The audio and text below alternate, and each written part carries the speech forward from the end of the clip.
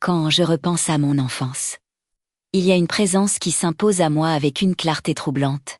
Ce n'est pas un souvenir flou, ou déformé par le temps. Mais quelque chose de précis, presque tangible, une amie qui n'existait pas, du moins pas comme les autres. Je devais avoir entre 7 et 10 ans lorsque tout a commencé. Je ne saurais pas dire exactement à quel âge, mais je sais que j'étais encore suffisamment petite pour passer des heures entières à jouer seule dans ma chambre, sans ressentir le besoin de compagnie extérieure. À cette époque, je ne me sentais jamais vraiment seule. Parce qu'elle était là. Elle était plus âgée que moi, pas adulte, mais clairement plus grande, comme une grande sœur. Elle avait de longs cheveux bruns, toujours impeccablement coiffés, et portait systématiquement la même tenue, un pantalon noir et un polo rouge. Je ne l'ai jamais vue porter autre chose, jamais. Elle arrivait sans prévenir. Je ne me souviens pas l'avoir vue entrer par une porte ou descendre un escalier. Elle était simplement là, assise sur le sol de ma chambre ou debout près de mon lit, comme si elle avait toujours fait partie du décor.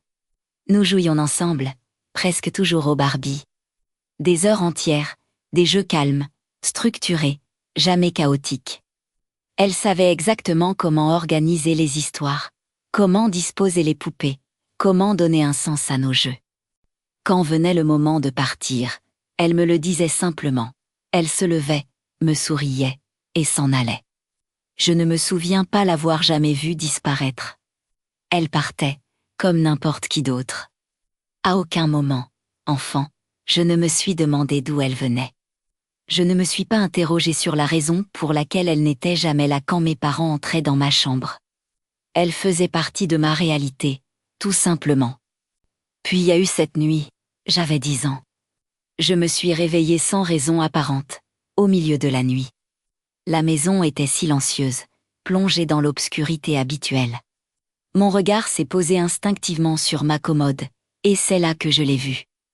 Une de mes poupées Barbie était debout, droite, immobile, et une petite brosse en plastique violette passait lentement dans ses cheveux. Comme si quelqu'un était en train de la coiffer avec une application presque tendre. Je ne voyais personne, aucun bras, aucune main, et pourtant, je savais. Je savais que c'était mon amie. Il n'y avait pas de peur immédiate. Pas de panique incontrôlée. Juste une certitude froide et soudaine que quelque chose avait changé. Je me suis redressée dans mon lit, le cœur battant, et j'ai ressenti un malaise profond. Ce n'était plus un jeu. Ce n'était plus comme avant. Je me souviens m'être sentie dépassée. Alors, avec une fermeté qui me surprend encore aujourd'hui, je lui ai fait comprendre que je n'aimais pas ce qu'elle faisait, que cela me faisait peur, que ce n'était pas acceptable. Immédiatement, la brosse a stoppé son mouvement. La Barbie s'est doucement allongée sur la commode. Et tout est redevenu silencieux. Je me suis recouchée, tremblante, et je me suis rendormie. Je ne l'ai plus jamais revue après cette nuit-là. Les années ont passé, j'ai grandi. J'ai fini par évoquer cette histoire à mes parents, bien plus tard, presque comme un souvenir étrange que je voulais comprendre. Ma mère a balayé l'idée d'un revers de main, parlant d'imagination d'enfant, de jeux solitaires, mais mon père est resté silencieux un long moment, puis il m'a dit qu'il l'avait vue, lui aussi. Pas souvent, pas clairement. Mais suffisamment pour être sûr d'une chose, elle n'était pas réelle. Pas au sens humain du terme, il m'a dit cela sans dramatisation, sans peur, comme un fait. Une dizaine d'années plus tard, j'ai quitté définitivement la maison de mon enfance. J'étais déjà partie depuis quelque temps, mais mes affaires étaient encore là, ma chambre existait toujours, figée dans une autre époque. Le lendemain du jour où j'ai presque tout vidé, mon père m'a appelé. Sa voix était étrange, hésitante. Il m'a expliqué qu'il avait fait quelque chose d'inhabituel. Il m'a demandé si je pouvais revenir dire à mon ami que j'allais bien. Il l'avait vu traverser la salle de bain, puis entrer dans ma chambre. Il avait essayé de l'appeler, sans succès. Je suis revenue. Dès que j'ai ouvert la porte de ma chambre, une odeur m'a frappée, une odeur d'encens. Douce, chaude, enveloppante. Personne n'avait jamais brûlé d'encens dans cette pièce, jamais. Je me suis assise au milieu du sol. Et j'ai parlé. Je lui ai dit que je ne savais pas si elle pouvait m'entendre, que tout allait bien, que j'avais grandi, que j'avais un travail, un appartement, une vie.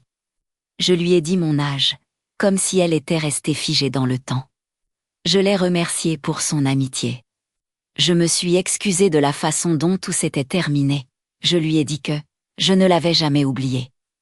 Je lui ai dit que mes parents allaient déménager, que cette maison ne serait bientôt plus qu'un souvenir. Que je ne voulais pas qu'elle reste seule. Que si elle voulait partir, elle le pouvait maintenant. Puis je me suis levée, j'ai éteint la lumière, j'ai dit au revoir, et j'ai fermé la porte. En avançant dans le couloir, j'ai entendu la porte se rouvrir derrière moi. Et une voix, douce, familière, presque souriante, a murmuré un simple au revoir. Je n'ai pas regardé. J'ai laissé la porte ouverte. Aujourd'hui, j'ai 36 ans, j'ai eu une fille l'année dernière. Une nuit alors que je la berçais dans le silence, épuisée mais heureuse, j'ai ressenti ce besoin irrépressible de parler. Je lui ai présenté mon bébé, je lui ai raconté l'accouchement. Je lui ai dit que, contre toute attente, j'étais devenue mère. Et j'ai entendu un rire, étouffé, comme pour ne pas réveiller l'enfant. Je ne lui ai plus jamais parlé depuis. Mais je pense encore à elle très souvent.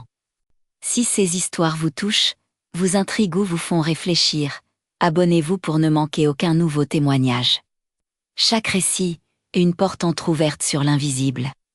Et certaines ne demandent qu'à être écoutées.